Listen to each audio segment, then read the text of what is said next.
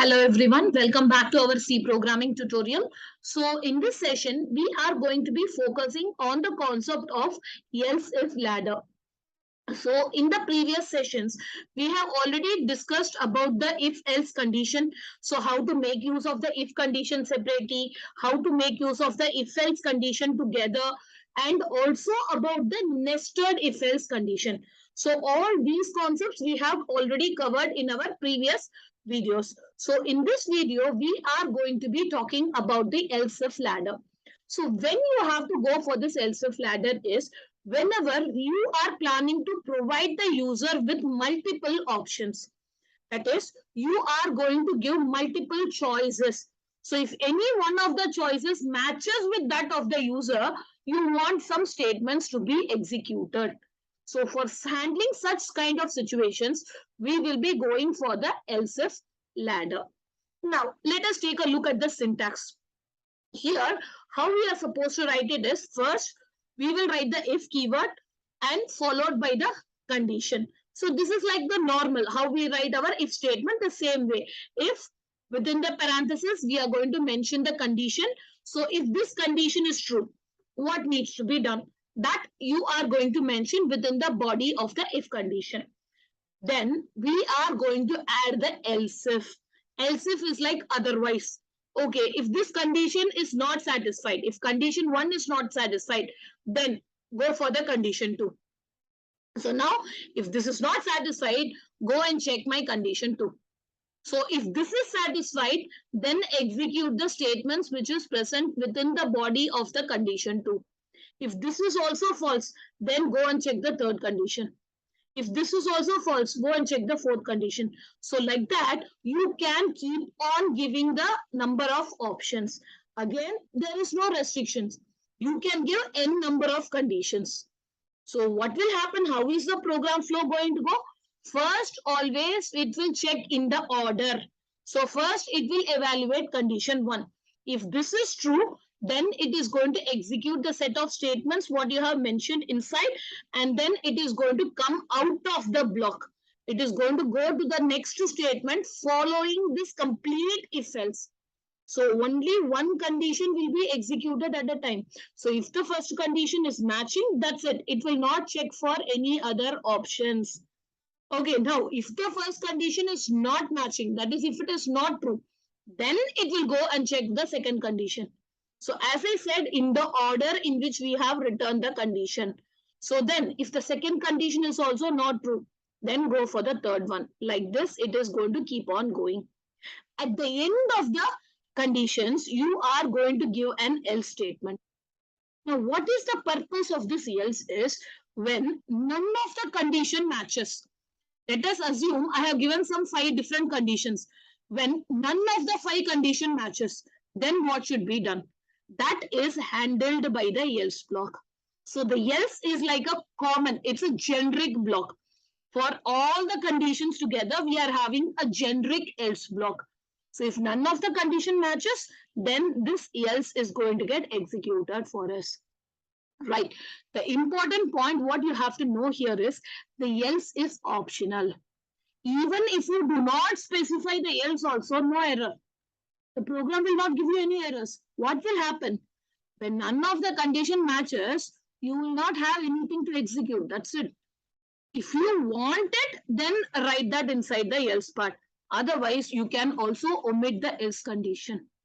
So this is how our else if ladder is going to be working for us. Okay, let us try to understand this flow with the help of a small example. All right, have a look at this program. So here, what is the requirement of the program is, first, they are asking the user to enter their mark. Okay, whatever is the student's mark, we are asking the student to enter the mark. Then, based on the marks that they have secured, we have to say what is their grade. So, I have given the different grading options. So, what if the mark is coming between the range of 90 to 100? If it is given mark is between this range, then grade is going to be A plus.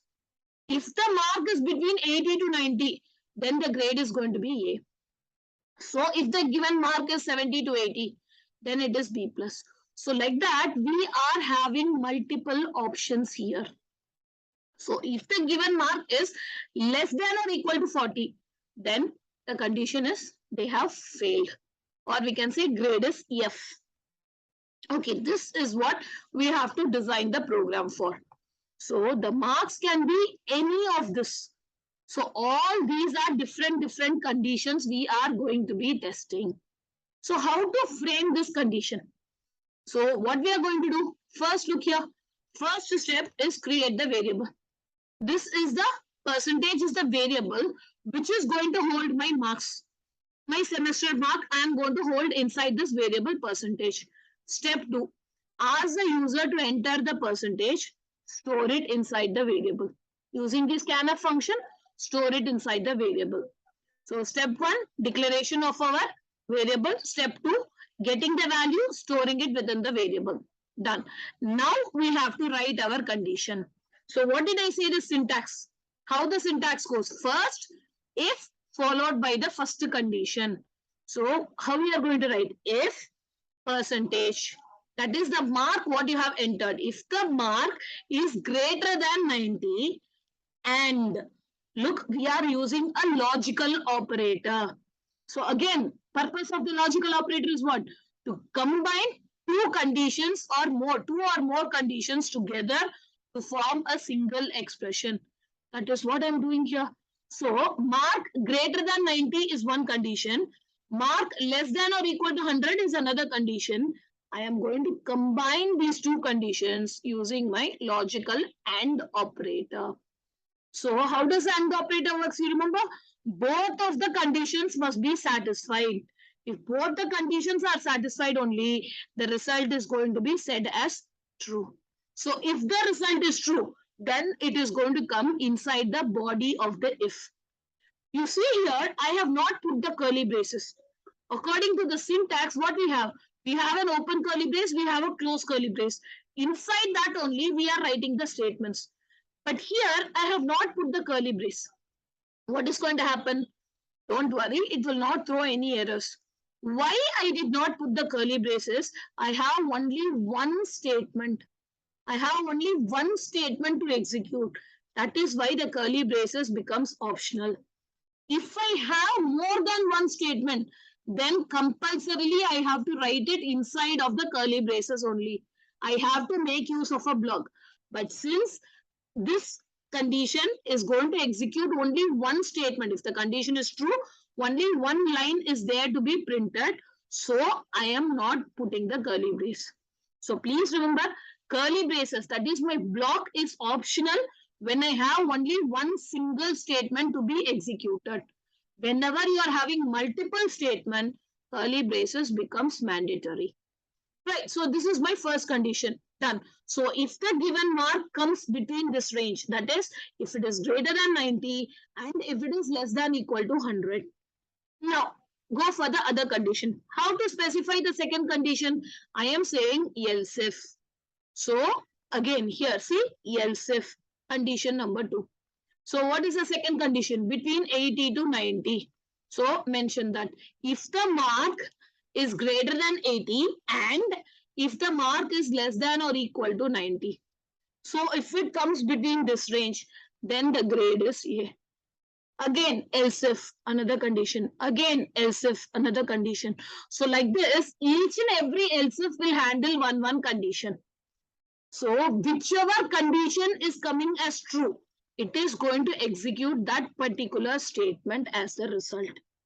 So, last what I'm saying, at the end, I have something here, which I'm saying, if the percentage, that is, if the mark is less than 40, it is failed. So, if none of this condition is matching, then I am going to go for the yes. So, what does the else is? You have secured grade F because you have failed. Since the mark is less than or equal to 40, then the else block is going to get executed. Let us try to run this program and give different inputs and check how the flow is going to be going. Now, there you go. Okay, let us run this.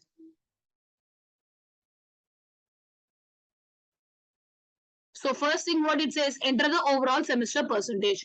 I am saying my percentage is 75. So what will happen here? First, 75 will go and get stored inside this variable percentage. Now, condition 75 greater than 90. No. So this condition is omitted. Come to the second condition. 75 greater than 80. No. So this condition also is omitted. Come to the third condition. 75 greater than 70. True. So since this condition is true, it will go and check the second condition also. So is 75 less than equal to 80? True. So both the conditions are satisfied. Hence, this is evaluated as true. So it will come inside and it will print that you have secured grade B+. Now, after printing this, what will happen? It will not check any other condition. Why? Because we have found the match. So it will automatically go to the statement following the if-else ladder. So following the if-else ladder, what we have? We have only the return 0 statement. So the program will be completed. Now let us run this. See what it says. So it is saying you have secured grade B+. That's it. Now run this again. This time I'm going to give the mark as 98. Okay, enter. See what happens. So here the first condition itself is matching. The first condition itself is matching. So it is going to execute this statement and then it is going to omit all the others. Because I have found my match. Once a match is found, it will not check any other condition. Directly the control will come to the next statement following this entire if-else, if-else ladder. Right, so this is how my else if ladder is going to be working for us. Right. Okay, guys. Thank you. See you in the next video.